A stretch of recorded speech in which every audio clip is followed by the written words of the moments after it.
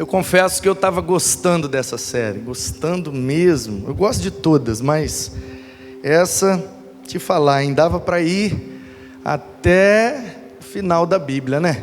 A gente começou com Adão, passou para Noé, depois Abraão, Jacó, José, Moisés, Josué, e aí a gente podia pegar os juízes, né? E depois os profetas, e depois os reis, e depois os apóstolos, nosso Deus, e depois os pais da igreja, hein? Depois os nomes da reforma e os nomes da atualidade. Tinha sermão para 10 anos, ia ser bênção, podia pregar o resto da vida, cuidado de Deus na vida do fulano de tal, cuidado de Deus na vida da Beltrana, que bênção, muito, muito bom.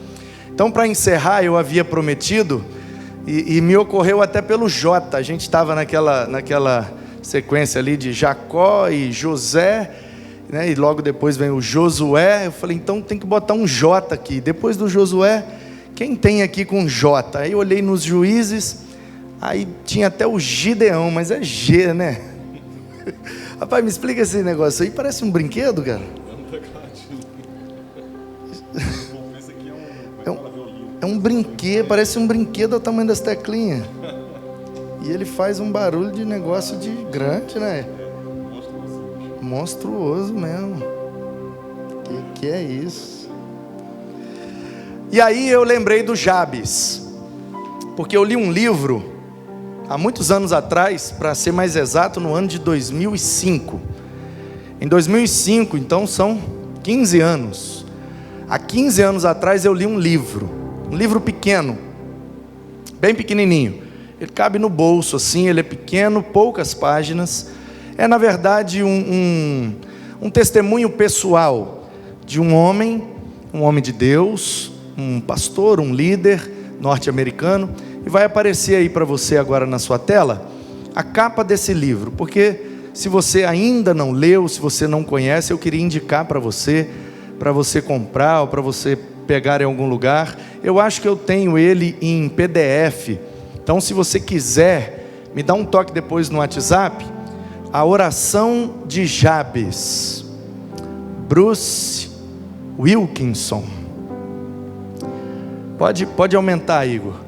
Pode aumentar, porque talvez a pessoa está vendo no celular. Coloca aquela meia tela assim, pode aumentar. Aí, ó, a oração de Jabes.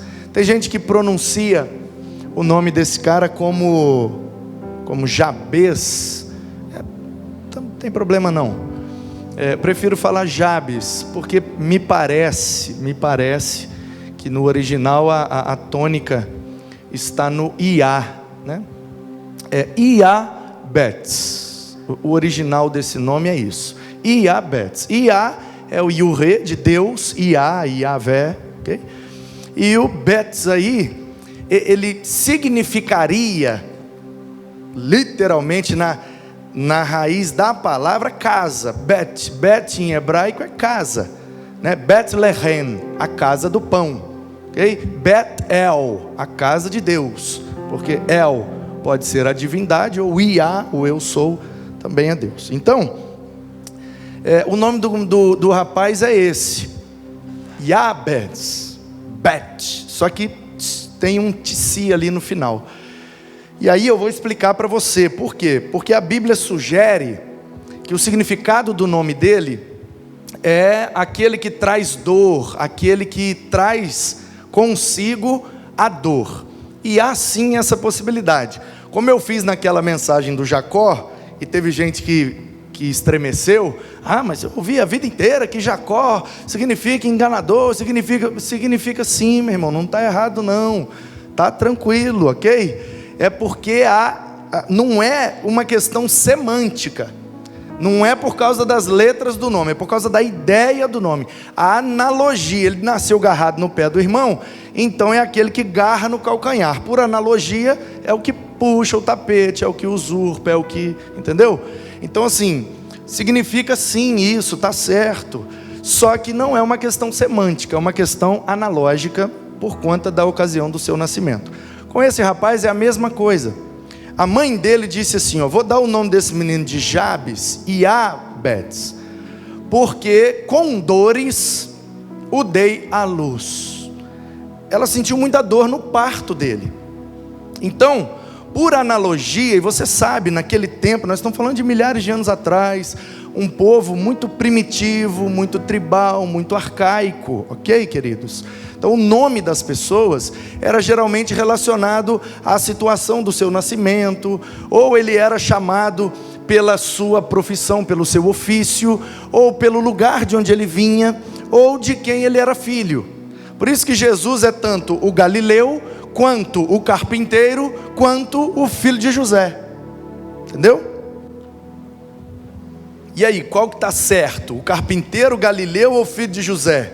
Os três estão certos. Entendeu? Não é uma competição de quem está mais certo. Não, é uma reflexão para abrir a nossa mente e a gente compreender as coisas com mais expansão e profundidade. Tá ok?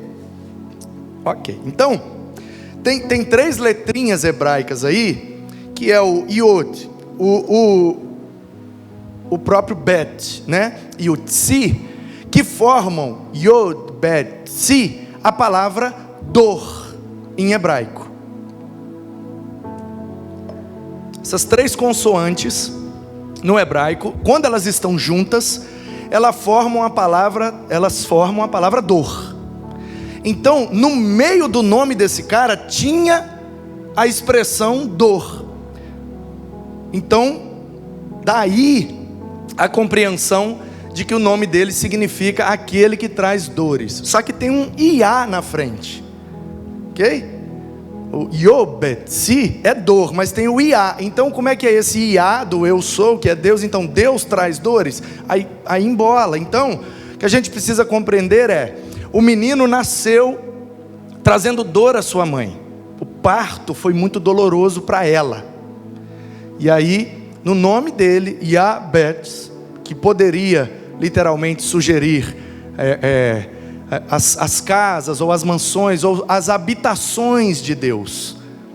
Yabetz. Mas tem ali as três consoantes que, quando estão separadas, também formam a palavra dor. Seria mais ou menos como a gente usa, vou tentar exemplificar no nosso idioma para ver se você entende. Tá? Mas se complicar muito, esquece o que eu falei, vamos para a mensagem, está tranquilo. A palavra adoração. A palavra adoração, dentro dela tem duas outras palavras. Tem a palavra dor. Dentro de adoração tem dor. E tem, aliás, tem 4 palavras, né? Adoração é uma palavra. Aí tem dor aí no meio. Tem oração e tem ação. Ok? Então, às vezes, uma palavra traz dentro dela pequenas junções de outras letras que formam outras palavras. É isso que aconteceu com o nome desse cara. As 3 consoantes que a mãe dele colocou, Yabetzi, formou a ideia de dor. E como ela gritou muito no parto dele, todo mundo chamava ele dessa maneira. Aquele que trouxe dor. Aquele que traz dor, aquele que causa dor. E a história dele, toda a história desse homem, está em 2 versículos da Bíblia. E aí eu queria te indicar o segundo livro. E com isso eu quero afirmar para você que a Bíblia é um livro extraordinário, incomparável, não tem nem que conversar. Se comparar a Bíblia com outros livros, não tem... Sabe, não tem nem conversa, Então assim, uma das, ok? A lista vai daqui até lá na Polônia. Mas uma das características que me encanta na Bíblia é que um versículo às vezes, e na grande maioria das vezes, em um versículo tem um conteúdo tão grande e tão profundo, que eu queria que você notasse que a história da vida de Jabes está registrada nas Escrituras em 2 versículos. Eu vou mandar você abrir daqui a pouco. Mas eu queria só acender aí uma luz na sua consciência da riqueza da Bíblia. 2 versículos contam a história inteira de um cara. E 2 versículos produziram esse livro, a oração de Jabes. E não satisfeito em esgotar o conteúdo, o autor ainda fez um outro livro, que vai aparecer aí para você agora, que é Além de Jabes. Porque ele teve uma experiência, o primeiro livro, a oração de Jabes, e quem está me ouvindo e tem o meu WhatsApp, logo depois do culto, ou agora, aí pega seu telefone e manda um zap assim para mim: pastor, manda a oração de Jabes para mim, eu vou te mandar em PDF para você ler, pequenininho, você lê rapidinho, é maravilhoso. Eu li há 15 anos atrás, explodiu minha mente. Eu trabalhava com adolescentes e eu comecei a botar os meninos para orar, e você tem que ver que cada coisa que aconteceu que é massa demais. E é a experiência do cara. O cara leu na Bíblia a história de Jabes e ele falou: uai, esse cara fez uma oração e a vida dele mudou completamente, eu vou começar a orar também. E ele começou a orar e Deus fez um negócio extraordinário lá nos Estados Unidos através da vida dele. E aí nesse primeiro livro ele conta essa experiência, e nesse segundo livro ele trata mais propriamente da questão da vida de Jabes, aplicando algumas coisas muito legais, alguns princípios e algumas lições muito boas para a nossa vida. Então recomendo a leitura desses 2 livros. Esse segundo eu vou tentar, eu não tenho certeza se eu tenho. O primeiro eu tenho absoluta, esse segundo, se eu não tiver, eu dou um jeito, eu te envio em PDF. Eu mando o primeiro, enquanto você vai lendo o primeiro, eu dou um jeito de arrumar o segundo e te mando depois, tá bom? Então vamos lá. 1 Crônicas, primeiro livro das Crônicas de Israel, capítulo 4.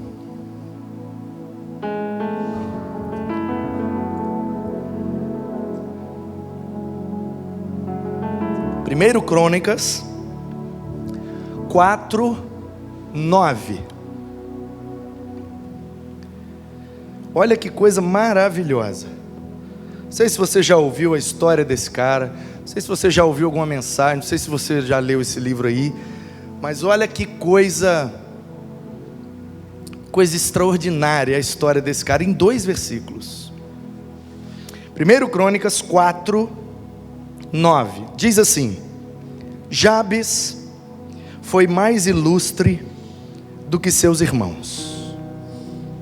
A sua mãe lhe deu o nome de Jabes, dizendo: porque com dores o dei à luz. Já expliquei a questão do nome. Versículo 10. Jabes invocou o Deus de Israel, dizendo: quem dera me abençoasses e expandisses o meu território, que a tua mão esteja comigo, preserva-me do mal, para que não me sobrevenha aflição. E Deus lhe concedeu o que ele tinha pedido. Ponto final, acabou a história. Não aparece mais, não aparece antes e nem depois, é só isso aqui. Mas eu quero te dar agora uma outra perspectiva, porque a gente olhando assim, poxa, pai, mas o cara deve ter tido uma história maravilhosa. Por que será que os escritores das crônicas, e você sabe, o livro das crônicas de Israel, ele é o resumão, vou te explicar. Você sabe, o povo saiu do Egito, tomou posse da terra, dividiu em 12 tribos, Josué liderou, depois vieram os juízes, e aí o último juiz foi Samuel. Ele consagrou a Saul, que reinou por 40 anos, depois veio Davi, mais 40, depois Salomão, mais 40, e aí o reino se dividiu. Roboão, o filho dele, não quis dar a moral para o povo do norte, o povo do norte proclamou Jeroboão como rei, então por volta de 950, divisão. Reino do norte, Israel, capital Samaria. Reino do sul, Judá, capital Jerusalém. Em 722 a.C., o reino do norte é invadido pela Assíria e é destruído, e nunca mais volta a se organizar como nação. Em 586, a Babilônia invade Judá, destrói Jerusalém e leva A partir de 600, 605 já começam as primeiras investidas. 586 é o ano da destruição do templo, por isso que fica muito marcado. E aí eles vão então para o cativeiro. 70 anos na Babilônia. 70 anos. E aí vem aquele salmo lindo, 126. Quando o Senhor restaurou a sorte de Sião, ficamos como quem sonha. Esse salmo é pós-exílico. Isso significa depois que acabou o exílio. Eles estavam voltando da Babilônia para casa. Não aquele povo que foi. Porque o povo que foi 70 anos depois está tudo morto ou muito velho para não aguentar a viagem de volta. Então ninguém que voltou é da geração que foi.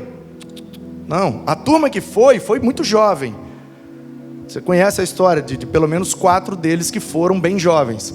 O Daniel, o Ananias, o Misael e o Azarias, ok? Que chegaram lá na Babilônia, tiveram seus nomes mudados para as divindades babilônias, então mudou-se para Sadraque, Mesaque, Abednego, e o Daniel virou o Beltesazar.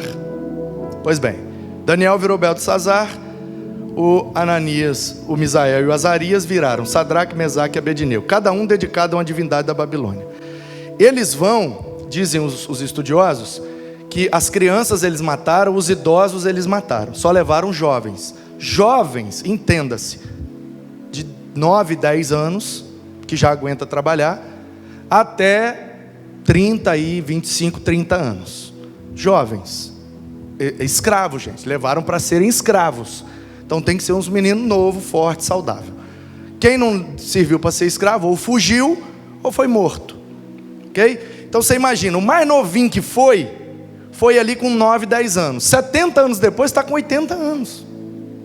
A distância da Babilônia até Jerusalém de volta era mais de 1000 quilômetros, gente. Mais de 1000 quilômetros é daqui em São Paulo andando. Um senhor de 80 anos de idade aguenta ir daqui em São Paulo andando a pé? Pela BR já é complicado. Imagina naquele tempo, areia, pedra, sobe morro, desce morro, atravessa rio, deserto, pedra, calor, frio de noite, calorão de dia. Como é que um senhor de 80 anos consegue fazer essa viagem a pé? Não consegue. Então a turma que voltou é a turma nova. Entendeu? Zorobabel, Esdras, Neemias, essa turma toda nasceu na Babilônia. Eles conhecem a história de ouvir falar. De ouvir falar. Ah, porque papai me contou umas histórias que antigamente Deus ganhava umas guerras lá, que derrubou umas muralhas, e que não sei o quê, e abriu o mar, e abriu o rio. Vovô me contava essas histórias. Eles conhecem de ouvir falar. E aí eles se organizam, num período de 100 anos, em 4 caravanas. A primeira é liderada por Zorobabel, que começa a restauração do templo. A segunda é liderada por Esdras, que começa o registro histórico de tudo que acontece. Está nos livros de Esdras e Neemias. E o Neemias, copeiro do rei, que você conhece a história, faz 2 viagens, as últimas, para a reconstrução dos muros. A primeira para levar o material, a segunda para levar o povo do mutirão. Ok. Então, quando eles chegam lá, reconstrói o templo, reconstroem os muros. Aí o Neemias fala: olha só, bota o povo todo sentado aí agora e vamos ouvir aqui. Vou chamar os sacerdotes aqui, e eles vão aqui ler para nós o livro da lei. E a gente vai voltar a viver conforme o que está escrito nesse livro. Vamos celebrar uma Páscoa e vamos nos voltar para a lei. E não vamos mais cair nos erros dos nossos antepassados, porque foi por causa daqueles erros que eles foram cativos. E aí todo mundo parou para ouvir a palavra. Neemias capítulo 8. Toda a lei de Deus é lida. Gênesis, Êxodo, Levítico, Números e Deuteronômio. Numa pancada só, o povo ficou lá ouvindo a leitura dos 5 rolos, o Pentateucos, ou a Torá, uma vezada só. Depois o povo começou a se perguntar: mas cada história é linda, hein? Que história linda essa aí de Noé, não conhecia, choveu muito mesmo. E a história desse Moisés e desse Abraão, desse Josué, gente, que histórias lindas. E as histórias acabaram aí, o que é que tem depois? E aí os caras começaram: vovô me contou uma história lá, que diz que tinha um juiz que era fortão, que tinha um cabelão e tal, e ele não podia beber e tal, fez um voto. Lembra o nome dele? Rapaz, vovô contava a história dele, acho que era Sansão, um negócio assim. Deu para entender? Então as pessoas começam a reunir as histórias.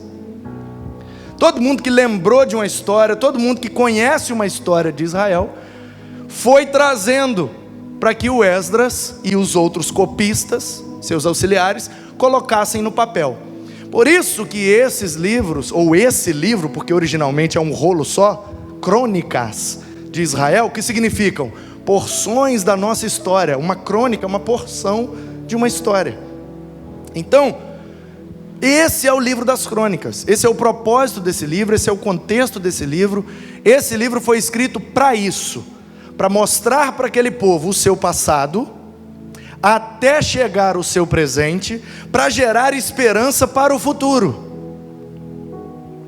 Que a moral desse povo estava lá embaixo.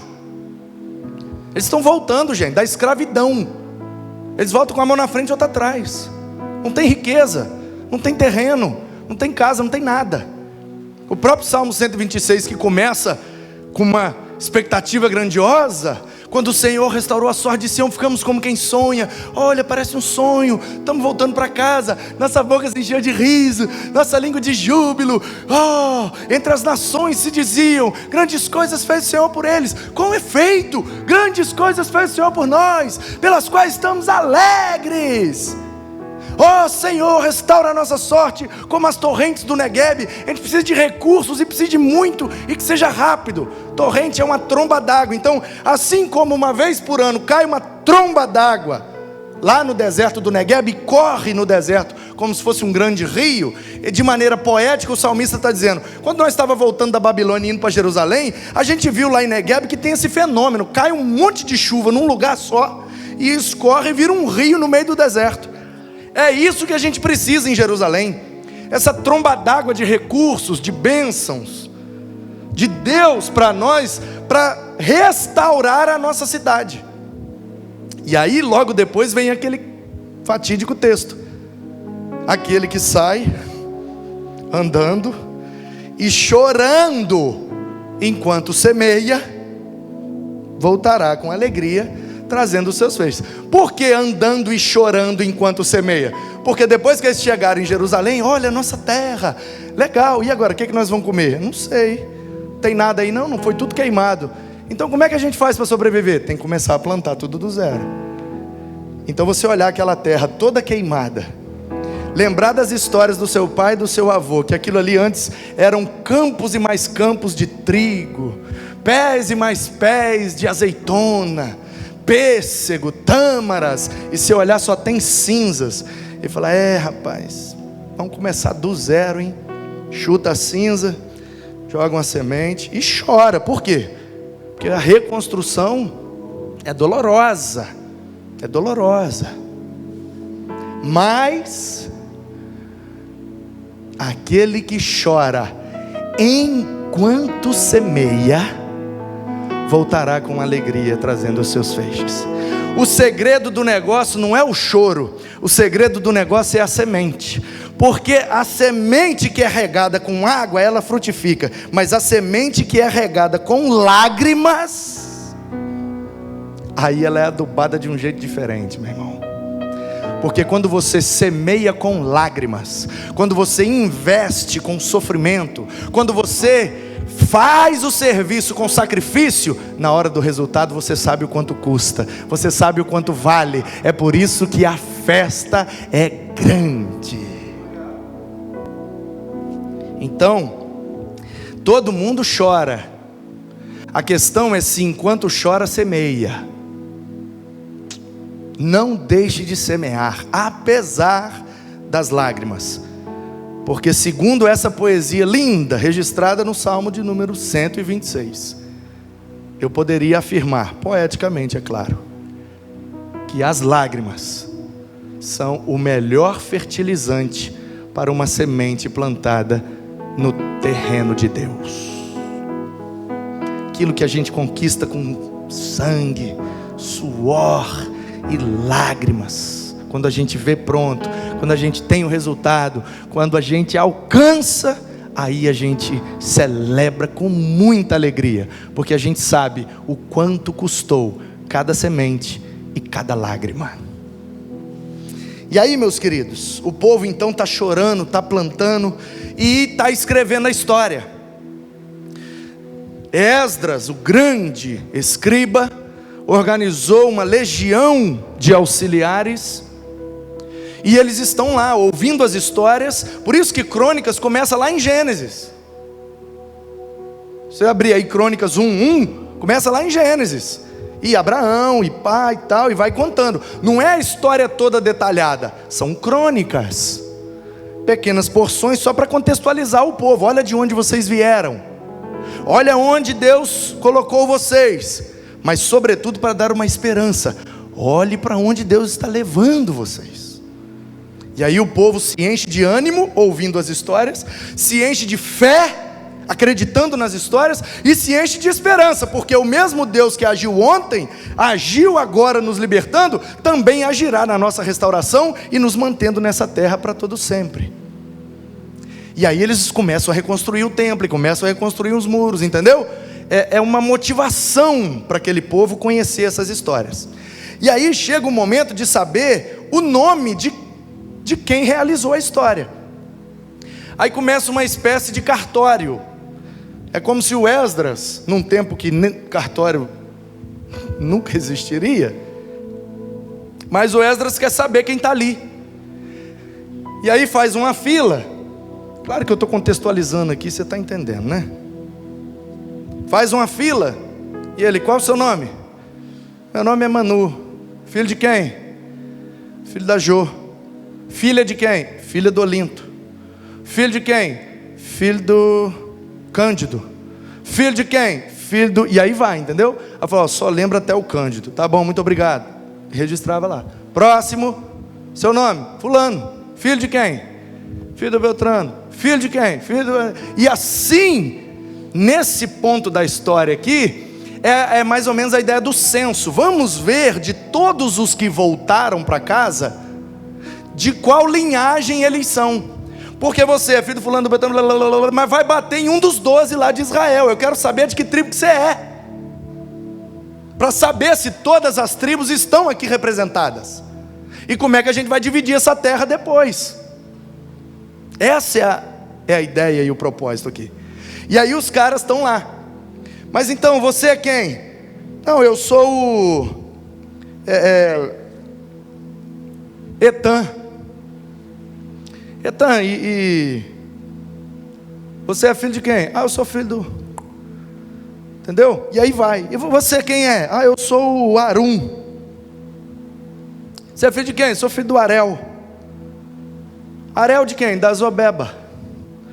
E a Zobeba é de quem? É do Cós. E aí, por isso que tem a genealogia, para descobrir cada pessoa que está ali, de qual tribo ela é. Fulano, gerou Beltrano, gerou... até bater no cara que está lá.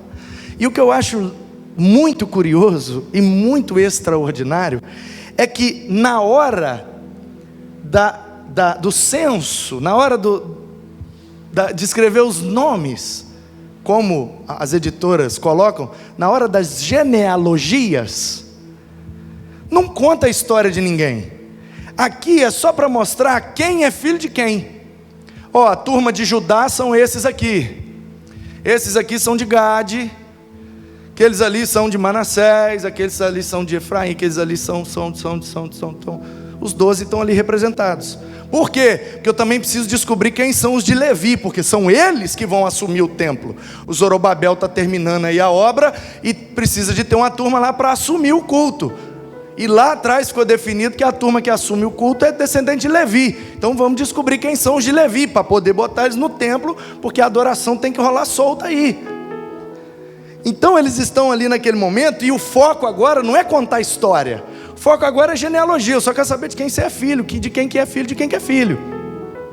Aí de repente os caras estão dizendo: o Etan, ele gerou o Jezreel, o Isma e o Idibás. E o nome da irmã deles era Azeleupone. e mais Penuel, pai de Gedor, e Ézer, pai de Uza. E esses foram os filhos de Ur, o primogênito de Efrata e pai de Belém. Azur, pai de Tecoa, teve duas mulheres, Elá e Naara. Naara deu à luz a Uzão, Éfer, Temene e a Astare. Quem está grávida aí precisa de umas criatividade de nome, dá uma leitura aí em Crônicas que ajuda. E aí, esses foram os filhos de Naara. Os filhos de Elá foram Zerete, Izar e Etinã. O Cós gerou Anubis, Obeba e foi pai das famílias de Arel, filho de Arum. Está entendendo? Ó, o negócio é o fulano, que ele gerou Beltrano, ele teve duas mulheres. Com essa mulher ele teve esse, com aquela mulher teve aquele. É genealogia, o negócio é quem que é filho de quem que é pai de quem é filho de quem é pai de quem. Aí do nada, não acontece isso em outro momento. É cartório. Eu só quero saber de quem que você é filho, fulano, filho de Beltrano, filho de Beltrano, fazendo certidão de nascimento da turma. De repente entra Jabes. Jabes foi o mais ilustre entre os seus irmãos. Uai, mas eu não quero saber da história de Jabes, eu quero saber de quem que ele é filho. Não é para isso que nós estamos aqui? Não é para fazer a certidão de nascimento? Não, mas olha só, a história desse cara é tão impressionante que eu não quero nem dizer de quem que ele é filho. Eu só quero contar um pedacinho da história. Então vamos fazer o seguinte, eu estou aqui para copiar os nomes. O seu Esdras, que é meu patrão, ele vai brigar comigo. Isso aqui não é para contar a história. Ainda não é para contar as histórias. Por enquanto aqui é só para fazer certidão de nascimento. Aí o cara, rapaz, mas anota rapidinho aí, porque essa história vale a pena. Então fala rapidinho. Jabes foi o mais ilustre. Ele chamou Jabes porque a mãe dele sentiu muita dor no seu parto. E ele teve a ousadia de orar a Deus, ainda com um nome que sugerisse algo negativo. Aquele que traz dor, aquele que causa dores, aquele que causou desgaste, problema, sentimento ruim. A dor é um sentimento ruim. O cara tinha um nome que apontava para dar tudo errado na vida dele. Ele nasceu destinado ao fracasso, porque o nome do cara é ruim, sugere dor. Mas ele ousou orar ao Deus de Israel. É mesmo? E o que ele pediu? Ele pediu: Senhor, me abençoe, mas não abençoa normal não, me abençoa muitíssimo. Senhor, alargue as minhas fronteiras. Eu não quero ter pouca terra não. Se é para ter terra, eu quero ter muita. Alargue as minhas tendas, as minhas fronteiras. Expanda o meu território. Cada versão traz uma ideia, mas a ideia é essa: eu quero muita terra. Olha a ideia, esse cara, alguns poderiam até chamá-lo de megalomaníaco, né? Não, esse cara é megalomaníaco. Ele não quer uma bênção normal, ele quer uma bênção zona. Não, ele não quer um lote para ele fazer uma horta, ele quer uma fazenda. E outra, ele quer que a mão de Deus esteja com ele em todo tempo, para tirar ele do mal e não deixar ele sofrer dor nenhuma. Mas o nome dele não é aquele que traz dor? Pois é, eu só sei que Deus ouviu a oração dele. E aí, meu irmão, eu vim aqui para te falar uma coisa só: que o Deus que cuidou de Jabes também cuida de nós. E às vezes a história do nosso nascimento sugere que nós seremos fracassados, pelo lugar que nascemos, pela família que nascemos, pela história que tivemos, pela situação em que nascemos. Uns nasceram sem pai, outros sem mãe, outros nem pai nem mãe. Uns nasceram em berço de ouro, outros nasceram e nem berço tiveram. E aqui no primeiro andar, aqui no Cronos, no olhar humano, a gente olha e tem a tendência de julgar o fim da história pelo começo das circunstâncias. Esse menino vai dar em nada isso aí, isso aí vai dar em nada. Olha só, não tem pai, olha, não tem mãe. Olha a escola que esse menino estudou. Olha, esse menino nem na escola foi. Ah, esse menino não tem educação. Olha os dentes desse menino. Misericórdia, isso não vai dar em nada. Nós temos essa tendência de fadar as pessoas de acordo com as circunstâncias em que elas chegaram a esse mundo. Só que o nosso Deus é um Deus que cuida de nós e também tem o poder de transformar a nossa história. E aí, muita gente passa vergonha, porque as pessoas que diziam vai dar em nada, e de repente vê que deu. Não é que deu? E aí, aqui tem uma grande diferença do Jabes para o contexto que nós estamos hoje. Vou explicar a diferença. O menino nasceu, vamos imaginar aqui a pior situação possível, tá bom? O pai, quando a mãe engravidou, o pai foi embora. A mãe morreu no parto dele, tá bom? Aí, o avô dele já era morto, e a avó dele estava fazendo quimioterapia, enfrentando um câncer muito agressivo. E ele nasceu numa periferia, num lugar muito pobre assim, na beira do esgoto a céu aberto. Um barraco de tábua, não tem pai, não tem mãe, só tem uma avó que sai de casa cedo no carro da saúde, da prefeitura, e vai fazer quimioterapia, e volta já de tardezinha, quase à noite, e ele fica com a vizinha, e come lá, resto de biscoito, leite azedo e fruta podre, o que sobra lá, o que dá, bota na boca dele, ele vai, e barriga cheia de verme, e o nariz correndo catarro, e passando de mão em mão, com aquela fralda de pano. Você olha uma situação dessa assim, você fala, isso aí não vai dar em nada. Não tem como. Isso aí vai crescer, vai virar bandido, vai ser preso, vai morrer, não passa de 20 anos. Os profetas do caos. Gente que olha assim, e já dá um futuro terrível. Aí o menino, vai crescendo, só que do lado daquele barraquinho de tábua, ali na beira daquele esgoto, tem um campinho de areia, de terra, com as traves de bambu. E ele começa, ainda criança, com os dentinhos podres, com os catarrinhos correndo, o shortinho rasgado, descalço, sem camisa, mas ele joga bola com os meninos, e ele leva jeito.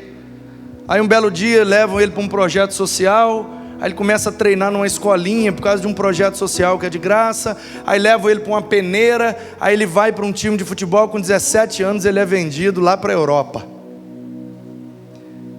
E aí com 30 anos ele volta da Europa, e vai lá no bairro dele, e compra um terreno enorme, e abre um projeto social, e banca do bolso dele ali um projeto com futebol, para assim como fizeram com ele tentar ajudar ali muitas crianças. Essa história tem várias no Brasil, se você pesquisar, você vai achar muitos. Qual é a diferença de uma história dessa para a história de Jabes? A diferença é que quando todos olham para aquele cara, quando ele volta numa Mercedes conversível e para lá no bairro, com um cordãozão de ouro, com um relojão importado, e desce lá com um corretor de imóveis, com um engenheiro para programar lá o terreno e tal, que vai comprar e vai fazer a escolinha, ninguém olha para ele e glorifica a Deus. Todo mundo fala, rapaz, se não fosse o futebol, hein? Olha o que o futebol faz na vida de um cara.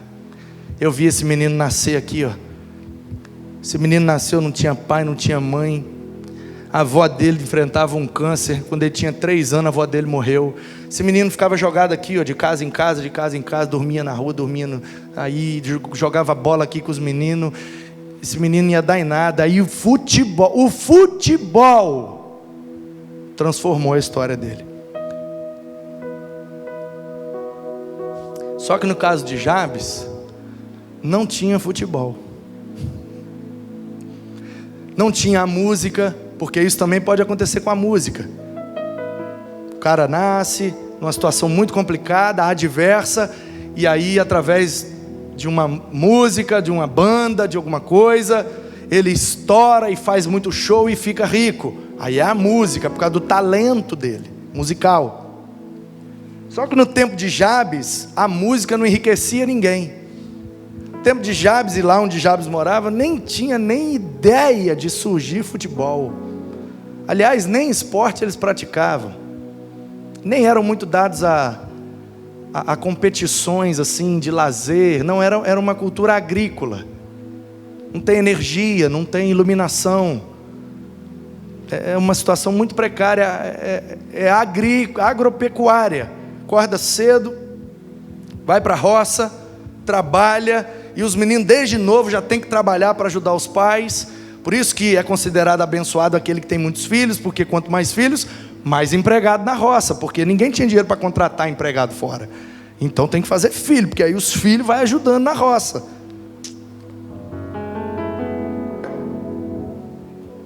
E aí o cara nasce com uma situação extremamente adversa, complicada, contrária. O nome dele não significa coisa boa. Ele tem no meio do nome dele um negócio que é ruim. É dor, traz dor, causa dores. Esse menino não vai dar em nada, esse menino não... E aí o menino resolve orar. Você percebe como é que foi registrada a história dele? Ele não foi para uma guerra, e ele era um guerreiro, ganhou a guerra e ficou rico, e ficou próspero. Ele não era um fazendeiro, que Deus deu um sonho, e aí ele fez uma coisa, e depois daquilo ele prosperou abundantemente. Não, ele não era ninguém, ele não era nada, mas ele fez uma oração. Uma oração ousada. Ô Senhor, eu sei que eu não sou nada, eu sei que eu não mereço nada, eu sei que eu não tenho direito a nada, mas eu ouvi dizer que o Senhor é um Deus que é dono e criador de todas as coisas.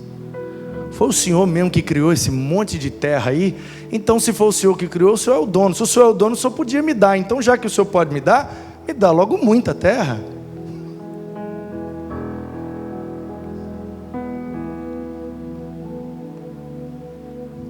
E aí a história desse cara ficou conhecida não pelo talento que ele tinha, não pela sua destreza, não pela sua inteligência, habilidade ou capacidade. Ele marcou o seu nome na história, porque ele teve a sua oração respondida e a sua história transformada. E é assim que Deus quer cuidar de mim e de você. É assim que Deus cuida de nós. Quando nós decidimos acreditar nele, confiar no seu poder e ter expectativas grandiosas a um Deus que é mais que grande, é eterno. Ouse orar. Ouse orar, porque vai que Deus te responde, vai que Deus te ouve, vai que Deus te abençoa. Ore. Você não precisa de nada para orar, só precisa de fé. Creia. Ele é o Deus que ouve as nossas orações. Quando a gente se dispõe a orar, Deus se dispõe a ouvir. seus ouvidos não estão fechados, as suas mãos não estão encolhidas, os seus olhos não estão cerrados, o seu poder não está extinguido. Ele é o mesmo, o Deus de Jabes é o meu Deus, é o seu Deus, é o nosso Deus, e Ele é o Deus que responde orações, que transforma histórias, que alarga fronteiras, que abençoa muitíssimo, que nos livra do mal e nos guarda de toda a aflição, porque Ele venceu, Ele pode, Ele consegue, Ele merece. Ouse orar, ore ao Deus que cuida de você, o Deus que te trouxe a vida. Pode ser que as circunstâncias da sua vida apontaram para uma direção ruim, negativa. Então ouse orar, se coloque debaixo do cuidado de Deus, para você experimentar o que Jabes experimentou. E o Senhor ouviu a sua oração. Nosso Deus ainda ouve orações, queridos, e a gente pode testemunhar do seu poder. Para encerrar, eu vou te contar uma história muito breve, verdadeira e minha. É bonito a gente contar a história dos outros, né? Tem histórias que são inspiradoras, mas eu gosto muito de conhecer histórias para me inspirar, mas eu prefiro contar mesmo as minhas, porque às vezes a gente fica alimentando a nossa fé com a história dos outros, né? Quando é que a gente vai começar a alimentar a nossa fé e testemunhar do poder de Deus usando as nossas histórias? E essa aconteceu recentemente. Minha esposa estava comigo, ela é testemunha. Chego eu na cidade onde não nasci propriamente dito, mas fui criado. Minha querida Tombos, Minas Gerais, que hoje o Tombense, infelizmente, perdeu para o Atlético Mineiro e foi vice-campeão do Campeonato Mineiro. Mas um time de uma cidade de 6 mil habitantes, com um orçamento, sei lá, 5, no máximo 10% do valor do orçamento do Atlético. Jogou de igual para igual, o Atlético ganhou de 1-0. No primeiro jogo ganhou de 2-1 e hoje ganhou de 1-0, aí teve jeito, foi campeão. Mas os meninos fizeram bonito, e com o tamanho da cidade, o investimento do time, o recurso, eles fizeram milagre. E o Tombense está sempre lá, primeira divisão. Quando não vai para a final, cai no máximo na semifinal. E está no Mineiro lá, ele é muito top. E aí minha mãe morava em Tombos, com meu pai, grávida. E aí sentiu as dores de parto no dia 21 de maio, dia que eu nasci. 21 de maio de 1982. Só que tem um detalhe. 21 de maio é o dia do aniversário de Tombos. Portanto, você conhece essas cidadezinhas de interior? Aniversário da cidade, meu amigo, é festa. Para tudo, é feriado, fecha tudo. Vai todo mundo para o parque de exposição. Hoje em dia não é mais assim, mas naquele tempo botava aquele monte de vaca, assim, exposição, né? Botava aquelas frutas, aí os caras traziam a abóbora grandona para ver qual a abóbora que ganhava, qual a cana mais alta, qual não sei o quê, negócio de vaca leiteira, qual a vaca que dava mais leite. E de noite, meu amigo, o forró come solto, o pagode, e aí é festa da cidade, o pau quebra. E aí na cidade tinha um médico obstetra E minha mãe, por volta das 2 horas da tarde, muita dor, vamos para o hospital. Chegou lá, o pessoal, doutor não está aqui não. Aí foram lá na casa dele, não tinha ninguém. Foram lá na festa, ele estava lá no parque de exposição, mas já estava chumbadão. Estava na festa lá desde cedo, mamando. E aí minha mãe, e agora? E meu pai desesperado, não tinha carro. Aí arrumou lá com alguém, minha mãe diz, ai, estoura a bolsa, aquela coisa. Aí arrumaram um corcel lá de um vizinho e aceleraram para Porciúncula, que é uma cidade que já pertence ao estado do Rio, que fica 7 quilômetros, 5 minutos. E aí o cara acelerou para Porciúncula e emergência e tal, não era feriado em Porciúncula. E aí fez o parto, eu nasci, 2 dias depois voltei para Tombos. Então assim, eu fui lá só nascer mesmo, por causa desse episódio. Aí ok, a história se desenrola, dificuldades, divórcio, pai vai embora, eu era bebê ainda, minha mãe professora do estado, numa época que ganhava extremamente pouco, e muda para cá, e muda para lá, e vai para Porciúncula, e vai para Itaperuna, e vai, roda, tá. Aí a gente volta para Tombos, tinha 9 anos. E aí assim, muito rebelde, muito agressivo e envolvido com uns negócios complicados. E aí, um dia, eu estava na beira-rio, dentro da casa de um menino, jogando um videogame, que eu nunca consegui ter quando era criança. E minha mãe, coitada, se tivesse condição, teria me dado, mas nunca teve também. E eu não tinha videogame, e era a época do Atari, o máximo que tinha naquele tempo, acho que era Master System, sei lá, Mega Drive, mas não, era o Atari mesmo. E tinha um menino, poucos tinham na cidade, uns 2 ou 3 videogames assim, espalhados. E o menino da Beira Rio, ele era assim, mais classe média para baixa, e lá só tinha escola pública naquele tempo, então todo mundo estudava na mesma sala. Ele era da minha sala, ele tinha uma dificuldadezinha, ele tinha dinheiro, mas tinha uma dificuldade. Eu não tinha dinheiro, mas eu tinha facilidade. Aí, entendeu?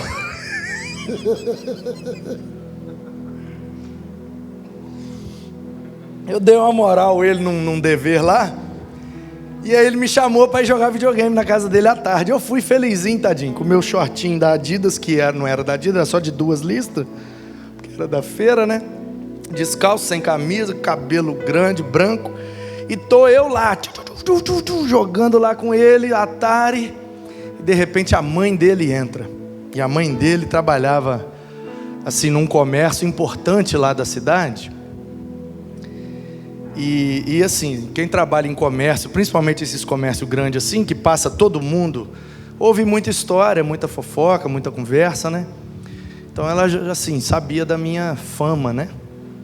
E aí quando ela chegou, e eu estava com o filho dela na televisão, assim, da sala, aquela época que tinha aqueles adaptador que botava aqueles 2 ganchinhos na antena da TV para ligar o videogame, né? Aquela época que o pessoal ainda brigava, que falava que o videogame ia estragar a televisão. Lembra dessa época? 80 e quanto? Não, 90 já, né? 90, 91, por aí.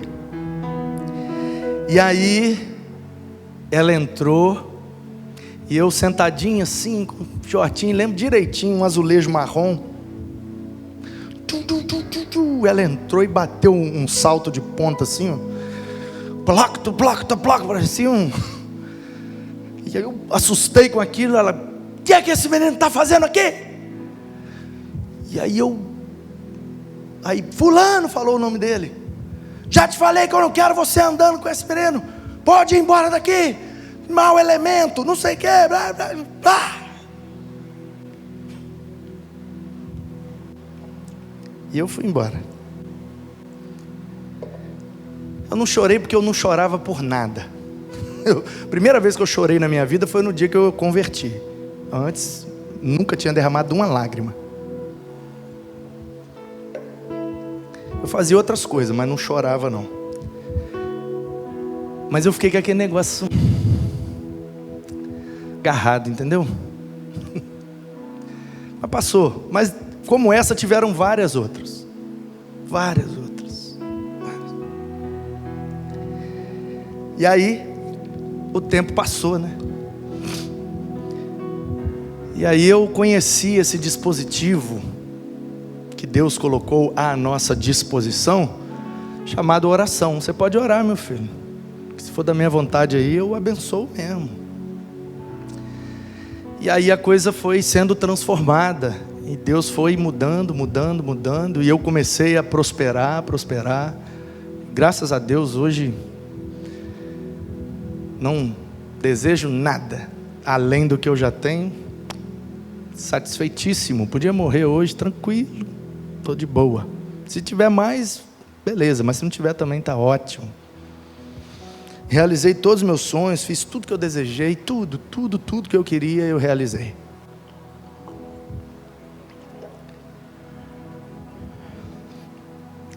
Mas aí já é um bônus, né? E aí, gente, há uns anos atrás, poucos anos atrás, estou eu lá nessa cidade de Tombos, lá na primeira igreja batista de Tombos, pregando, como eu estou pregando aqui agora. Terminei de pregar, preguei aquele sermão que muita gente já ouviu dos meus lábios: não pare de orar. 1 Tessalonicenses 5,17. Não pare de orar, ainda que você tenha pouco, ainda que você tenha quase nada, ainda que você tenha nada, né? Que você tenha pouco, a multiplicação dos pães. Pega essa aí para você pregar. Ainda que você tenha pouco, 5 pães, 2 peixes, alimentou milhares. Mas Jesus orou, deu graças. Ainda que tenha quase nada, uma pequena nuvem do tamanho da mão de um homem choveu abundantemente. E ainda que não tenha nada, Lázaro, depois de morto, ressuscitou. Essas 3 passagens tem o homem orando e Deus agindo. Não pare de orar ainda que você tenha pouco, porque o nosso Deus é um Deus de multiplicação. Não pare de orar ainda que você tenha quase nada, porque o nosso Deus é um Deus de abundância. E não pare de orar ainda que você não tenha nada, porque o nosso Deus é o Deus de ressurreição. Acabei de pregar essa mensagem, desci e fui para a porta despedir os irmãos. Aí vem um irmão, vem outro, uma irmã, outra irmã, uma irmã, outra irmã. E aí vem um sapato fazendo um barulho. Caplaca, caplaca, caplaca, caplaca.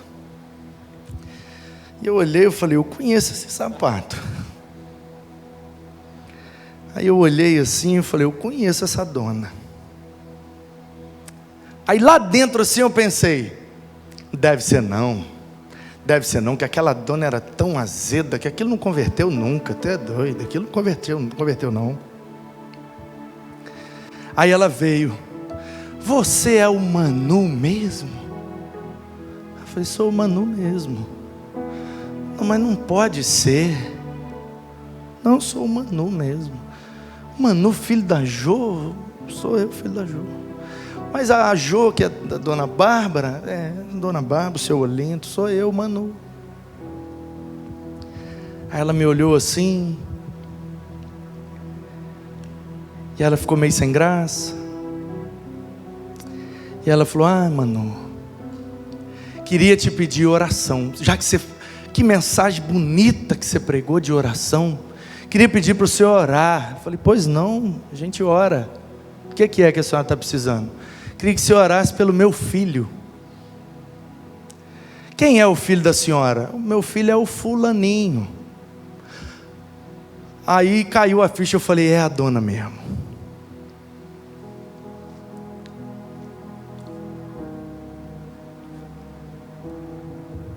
Mas o que tem o fulaninho?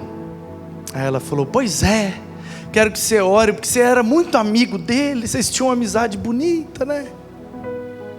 Porque quem bate esquece, né?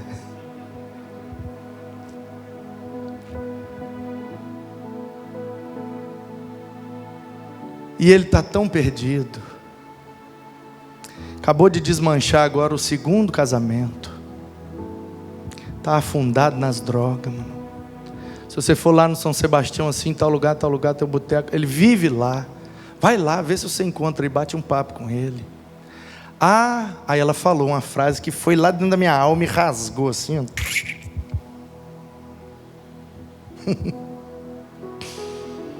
Ela falou: quem dera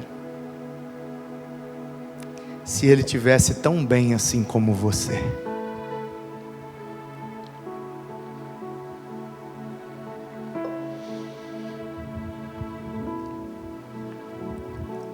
E aí ela falou a frase que eu queria ouvir. Ela falou: ainda bem que Jesus entrou na sua vida. Eu vou orar para Jesus entrar na vida dele também. Eu falei: eu também vou orar. Pode deixar que amanhã eu vou lá no São Sebastião, vou tentar achar ele. Aí no dia seguinte, minha mãe tinha um programa na rádio lá. Ela não tem mais não, né? Tem.